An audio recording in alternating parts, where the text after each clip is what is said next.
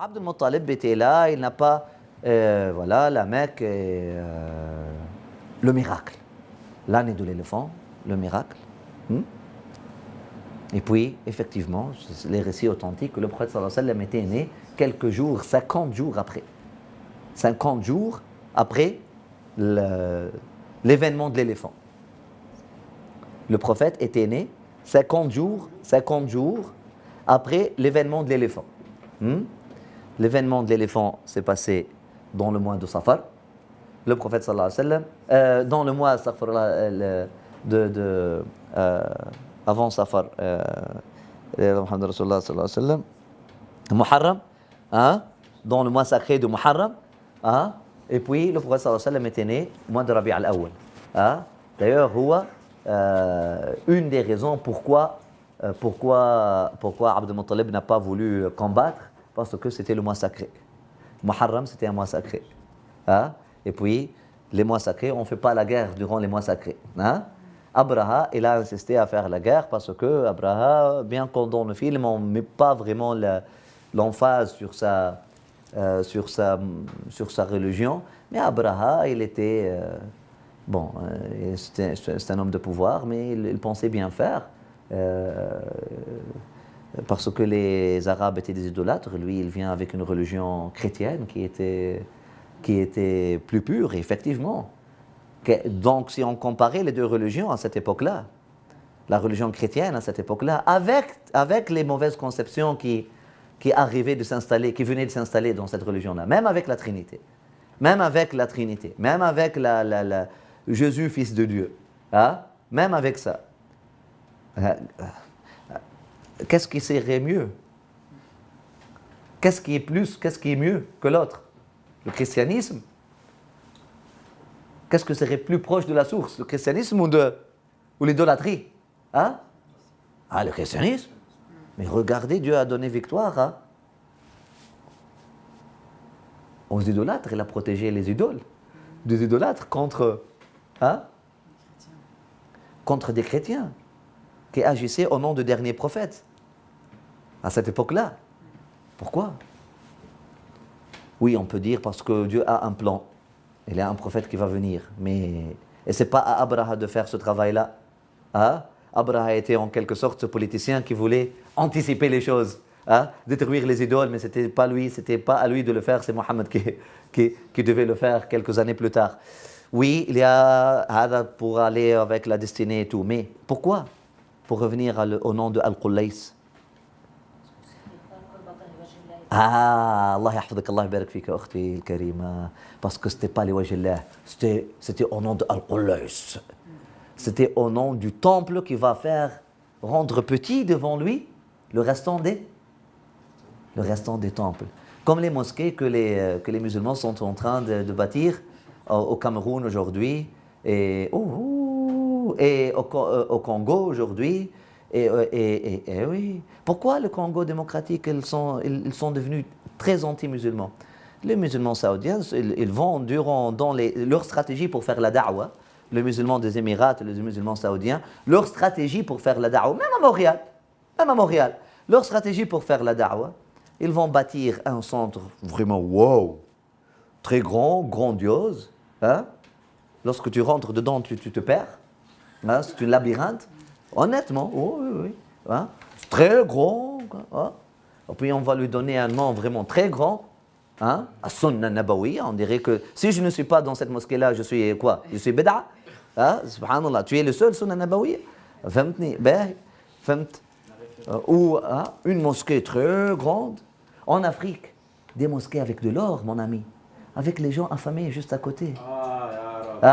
Les gens, alors que les chrétiens. Moi, j'ai visité l'Afrique, je suis allé faire da'wa en Afrique. Et là, j'ai compris, non, écoutez. Et même lorsque je suis allé avec mon maître spirituel, Habib Omar, je lui ai parlé, je dis, la prochaine fois, ne viens pas avec ces gens qui t'invitent.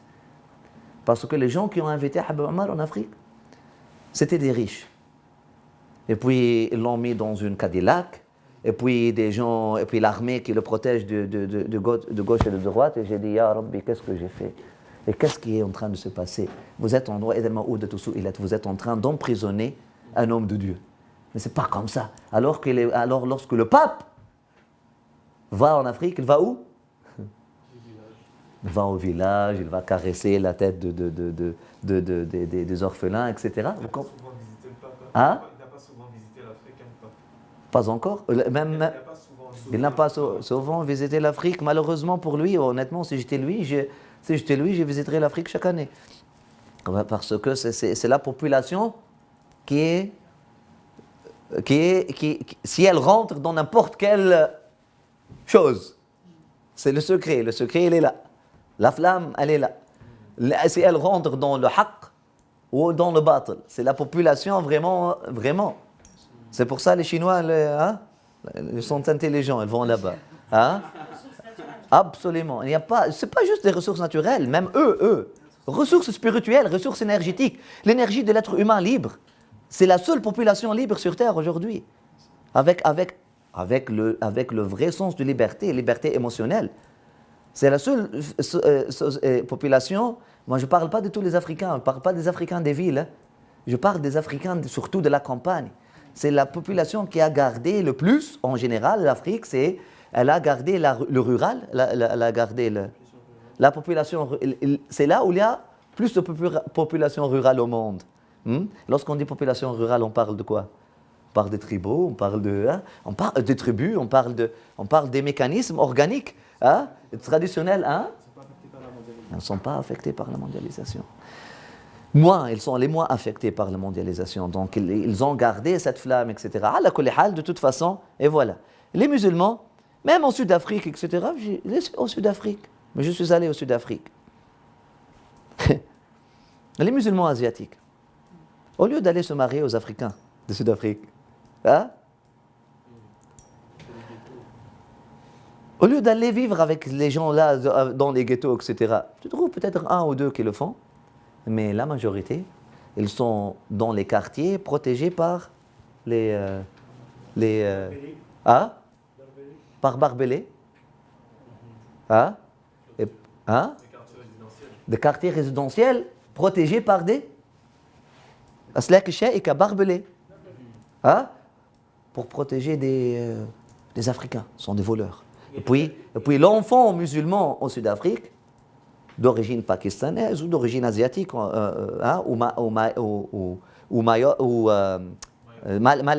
malais, il grandit avec cette idée qu'il faut se protéger des Noirs. C'est une réalité. C'est une réalité. Et on finit par voir que les musulmans sont plus racistes que les autres. Et pourquoi Adi Amin, surtout les Asiatiques sont venus de l'Inde, ils sont déjà préparés à cette couleur.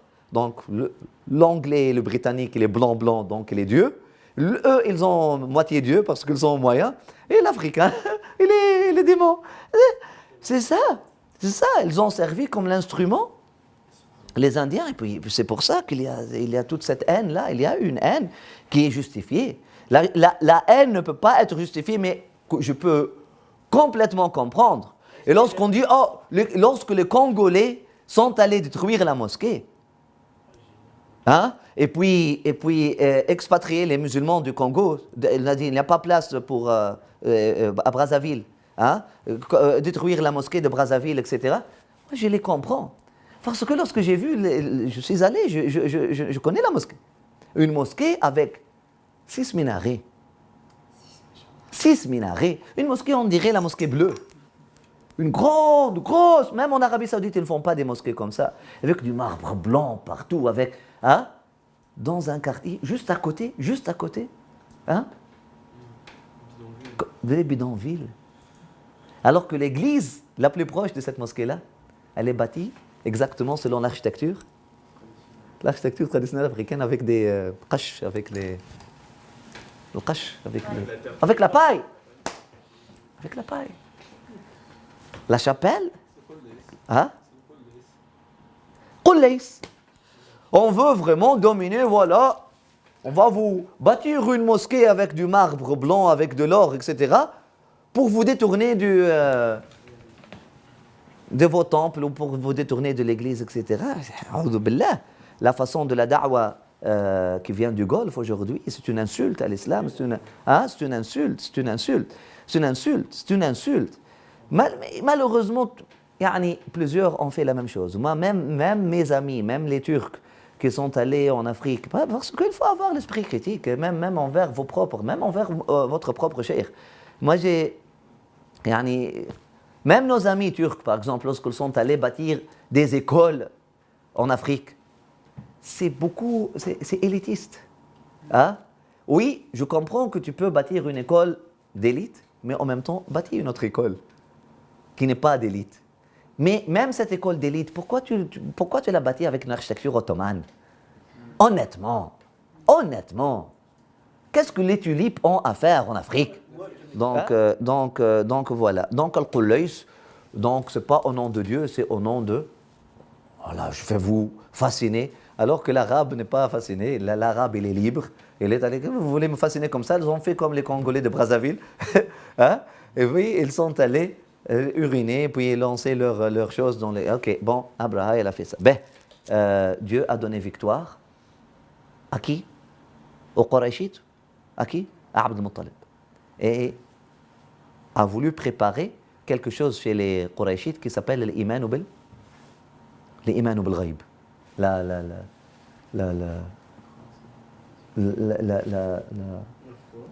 foi dans la force invisible. Parce que c'était un signe. Effectivement, d'ailleurs, ils sont devenus beaucoup plus proches du monothéisme, beaucoup plus prêts pour recevoir ça après. Sauf que, bien sûr, les commerçants ont utilisé cet événement-là pour faire beaucoup plus d'argent. Parce que maintenant, les Qurayshites, Dieu les a protégés par un miracle. Ils sont devenus appelés les voisins de Dieu, la famille de Dieu, les protégés par Dieu. Donc, voilà, tout le monde, là, il veut faire commerce avec eux, ils sont des bénis, etc. On trouve finalement l'année de l'éléphant, l'événement de l'éléphant, l'événement de la naissance du prophète sallallahu alayhi wa sallam. On trouve, il a résumé ces récits, les miracles de la naissance du prophète sallallahu alayhi wa sallam, les idoles qui sont tombées et sont brisées, l'eau de Zamzam qui est devenue comme une fontaine, qui a inondé, qui a jailli, la lumière qui a éclaté dans le ciel, et puis la lumière céleste. Toutes ces choses-là, ce sont des miracles on les connaît dans les récits, et dans la tradition islamique, normalement, on enseigne ça aux enfants. Et puis, aux enfants, ils doivent comprendre ça. Donc, le prophète, maintenant, on voit son enfance, il est né, un Mubarak, l'enfant béni, etc. Qu'est-ce que se passe? Qui était en train de le chercher? Depuis la nuit de sa naissance, qu'est-ce qui s'est passé? Donc, combien de personnes ont vu cette lumière-là? La première personne qui a vu la lumière, c'était qui? Ils ne l'ont pas dit dans le film, mais c'était qui? C'est Bilal. Ils ne l'ont pas encore appelé dans le film. Pour la suite, ils vont l'appeler Bilal. C'est Bilal. L'esclave qui était... et puis à qui le prophète sallallahu alayhi wa sallam a donné à boire en premier, etc. C'est Bilal. Ou peut-être... on ne doit pas dire absolument, mais on connaît que Bilal, c'est l'une des personnes... Il était un peu plus âgé que le prophète sallallahu alayhi wa sallam, était l'une des personnes qui était l'ami du prophète sallallahu alayhi wa sallam. Depuis lorsque le prophète sallallahu alayhi wa sallam était né, Bilal avait peut-être 15 ans, quelque chose comme ça. Et puis, donc ça tombe bien avec ça. Peut-être c'était Bilal. Donc, Bilal a vu la lumière en premier. Subhanallah. Et après ça, c'est lui qui a accepté l'islam en premier. Et puis, ala kulli hal, Bilal a vu cette lumière-là de naissance, ou un esclave noir a vu cette lumière de naissance. Puis, Babarat, lumière, et puis il est venu. Il a fait en sorte que Samuel découvre cette lumière-là. Qui d'autre a vu la lumière? Amina, Abd al-Muttalib, le prêtre chrétien, les mages. Donc, ils ont vu cette lumière-là, ils ont eu des réactions différentes. Samuel a vu la lumière, c'était quoi sa réaction? Des larmes, parce qu'il a vu, c'était ça qu'on attendait. Il a été prié tout de suite. Parlons un peu de la personnalité de Samuel. Oui, il est allé prier. Quoi? C'est quoi Samuel? Est-ce qu'il vivait... Parlez-moi un peu de Samuel. On va suivre maintenant Samuel, parce qu'il est le deuxième héros dans le film. Si on le voit, hein, le film, c'est par rapport à Samuel. Vraiment, qui est Samuel? C'est quoi son histoire? Maintenant, vous allez me raconter le film comme si Samuel, c'est le héros. Parlez-moi, c'est quoi Samuel par rapport à tout ce qui se passe? Comme tous les Juifs d'ailleurs, c'était une raison pour laquelle les Juifs se sont installés à Khaybar, à Médine, parce qu'ils s'attendaient à un prophète, et puis c'est connu dans la tradition arabe que les Juifs, lorsqu'ils faisaient la guerre contre l'Aous et le Khazraj, contre les idolâtres, ils disent prochainement viendra un prophète ici même, et puis on va devenir ses soldats, on va vous égorger, espèce d'idolâtre illettré. C'est ça ce qu'il disait lorsqu'un juif est fâché contre un idolâtre de Aous ou de Khazraj. Bon, donc c'était ça la connaissance. Qu'est-ce qui s'est passé? Oui. Ensuite, il a commencé à chercher le prophète partout. Oui, pourquoi? Pourquoi? Maintenant, lui, il cherche. Est-ce qu'il était seul à chercher? Non, il y avait d'autres qui... Il avait une autre personne qui était toujours active avec lui. Mais le restant des Juifs, donc, c'était quoi? Qu'est-ce qui se passait? Pourquoi lui, il cherchait? Il envoyait, pourquoi il cherchait le prophète? Samuel n'était pas clair. Samuel, c'est celui qui est guidé par comme ça. Il n'est pas clair. Il suit le plan divin, mais il est perplexe lui-même. Entre quoi et quoi? Ce qu'il a vécu, est-ce que son autorité... Il est, on peut dire, il est fissira, tourmenté. Il a un conflit interne. C'est quoi décrivez-moi ce conflit interne. Et lorsque les gens ont un conflit interne, ils ont une contradiction dans leur caractère aussi. Est-ce que vous pouvez me décrire un peu maintenant la personnalité de Samuel, apparente, et son bâton, son conflit interne? J'ai jamais, dès le départ, on ne sait pas s'il est là pour suivre le prophète ou tuer le prophète. Aïwa. Et c'est ça qui m'a un peu troublée jusqu'à la fin, quand je l'ai vu en larmes. Ouais. Et en plus, se remettre au début de la scène, il était au bout de le tuer, il a fait une tauba à la dernière minute. Voilà, exactement. Mais c'est juste au moment-là où on comprend qu'il était là pour le suivre, mais il a engagé des bandits pour pouvoir les traquer, pour pouvoir les tuer. C'était pas clair de ce qu'il voulait, le suivre ou le tuer. C'était pas clair pour lui-même. C'était pas clair pour lui-même. Il est tourmenté. Pourquoi c'était pas clair pour lui-même? Qu'est-ce qui rend les choses pas claires pour lui-même? Et qu'est-ce que l'a rendu moins perméable à la lumière dès le début? Il a vu la lumière. Pourquoi il n'était pas perméable à la lumière? Il a vu la lumière. Hein? Normalement, lorsque tu vois un miracle comme ça, une lumière comme ça, hein? Tu comprends? Vers la fin, lorsqu'il a vu le miracle, il était très perméable, il a eu des larmes, ce n'est pas les mêmes larmes. C'était quoi le premier larme? Je vis quelque chose. Et l'autre larme, c'était les larmes de la foi. Pourquoi il était plus perméable vers la fin et au début il n'était pas perméable à cette lumière-là? La lumière, elle a court-circuité plus qu'autre chose. Parce qu'il faut comprendre ça, appliquer ça à soi-même. Pourquoi? Je fais le lien avec l'enseignement que vous nous avez donné cette semaine par rapport au fait de la relation avec un prophète, de vivre, d'écrire son propre livre ou de vivre, ou d'être des mots dans le livre du prophète. Dans le premier signe, il est en train de se concentrer sur moi, je vis ce moment-là. Moi et ma nation. Et le prophète est un secrétaire, est un employé qui vient pour la nation des enfants d'Israël. On attend le Messie et j'ai l'occasion d'être celui qui reçoit le Messie. Qui va le trouver, qui va le recevoir. Donc il était le héros. Il vit le miracle à travers le prophète. À travers le prophète. Et non à travers lui-même. Une bonne réponse, mais plus. Donnez-moi plus. Qu'est-ce qui a rendu Samuel moins perméable à la lumière au début? Pourquoi il n'a pas juste...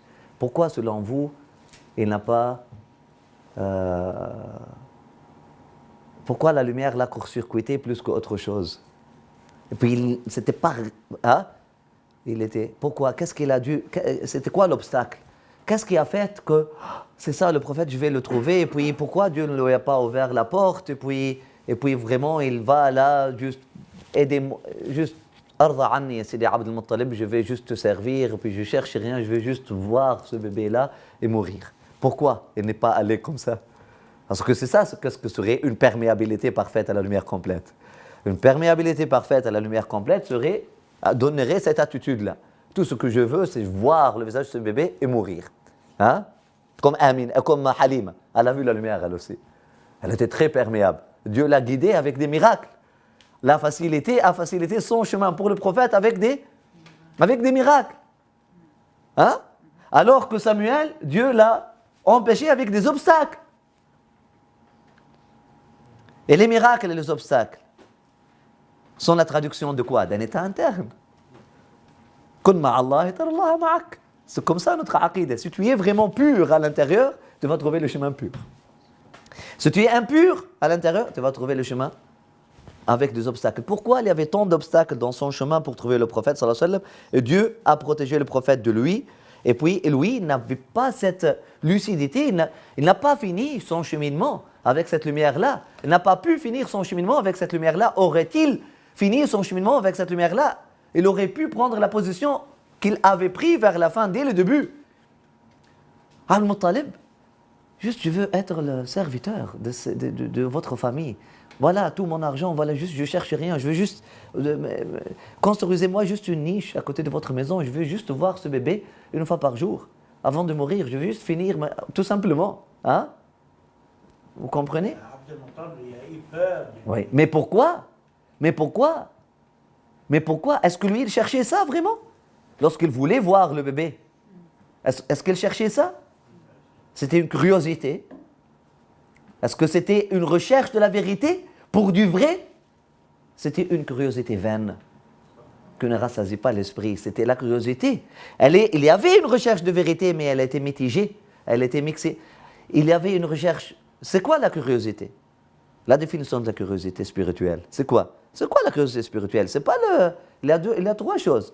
Il y a le cheminement spirituel, la recherche de la vérité, il y a la curiosité spirituelle et il y a ce qu'on appelle le flânage spirituel.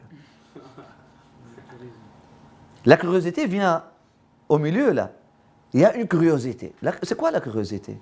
C'est une volonté de trouver la vérité, mais on ne sait pas quoi faire avec. On n'a pas un plan avec. On n'a pas un plan pour. On n'est pas à la basira. On ne sait pas quoi. On ne sait pas pourquoi. Comme la majorité des gens qui appellent à Dieu aujourd'hui. Ils s'investissent, etc. Il y a une sorte d'éveil spirituel, mais manqué. Comme des garçons manqués, comme des filles manquées, comme des... Hein? Vous comprenez? Mukhannas. Manqué, la finalité n'est pas claire, la basira n'est pas là. C'est pour ça que Dieu leur met des obstacles.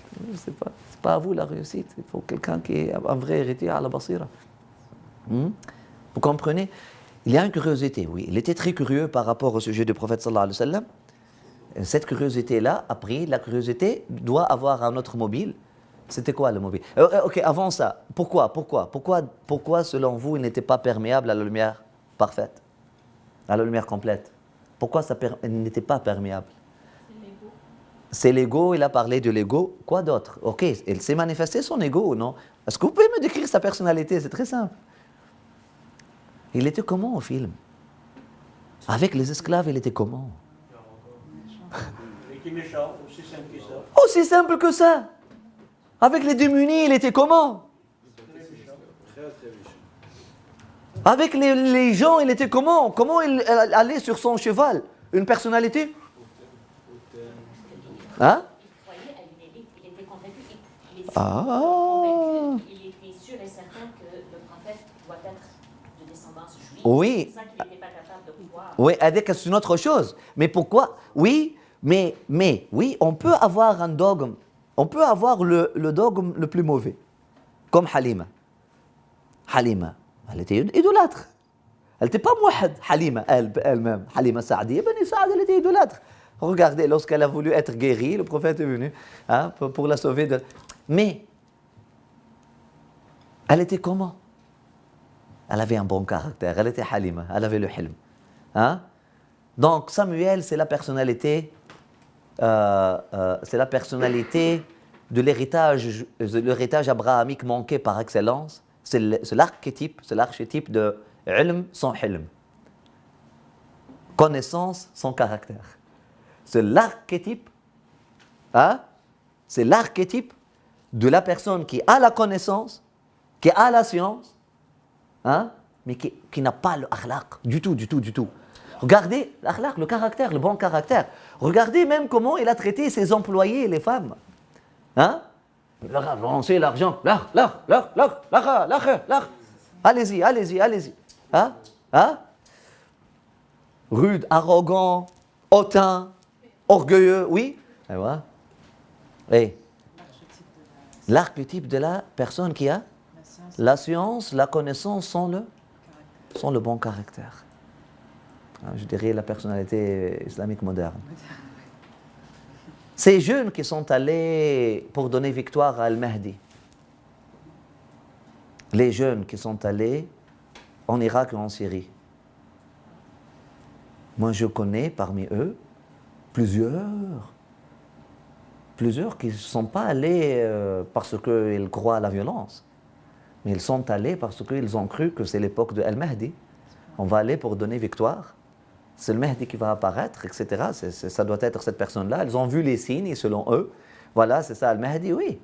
Ils ont vu quelques signes et c'est ça Al-Mahdi. Ils sont allés comment? Pourquoi ils ont fini par faire la guerre avec l'Antichrist, pas avec le Mahdi? Pourquoi? Ils étaient comment ces jeunes-là? Ils ont commencé comment? Tu ne peux pas être perméable à la lumière de Dieu si tes liens avec tes parents, tes liens avec la société, tes liens avec les démunis, ne sont pas sains. Il n'y a pas une dissociation entre la science et le caractère. On ne peut pas. Dieu, subhanahu wa ta'ala, ne laisse jamais cette fitna-là. Vous comprenez? Les gens qui ont la science ou la connaissance sans akhlaq n'auront jamais le tawfiq jusqu'à ce qu'ils regagnent des akhlaq. L'arrogance, non. Pas. Bon, il est allé. Donc ça, son mauvais caractère l'a rendu moins perméable à la lumière. Il a vu un miracle, il a fait l'association avec les livres, la connaissance était là, il a vu le miracle, c'était clair, la lumière de Paran, c'était clair pour lui, etc. Sauf que son mauvais caractère l'a rendu, allez-y. Si vous êtes fatigué, vous pouvez quitter, mais l'a rendu, selon j'ai besoin de l'énergie de tout le monde, mais si vous êtes fatigué, vous n'avez pas besoin. L'a rendu imperméable. Et cette imperméabilité-là, comment elle s'est traduite? Avant ça, d'accord, obstacle sur le chemin, mais cette imperméabilité à la lumière s'est traduite comment? Un manque de finalité, un manque de vision, un manque de basira. Il ne connaît pas pourquoi il cherche. Ou il cherche pour les mauvaises raisons. Il cherche le trésor. Pourquoi faire? On n'est pas sûr. Il a fait alliance avec une personne qui cherchait le trésor. Pourquoi faire? Pour le tuer.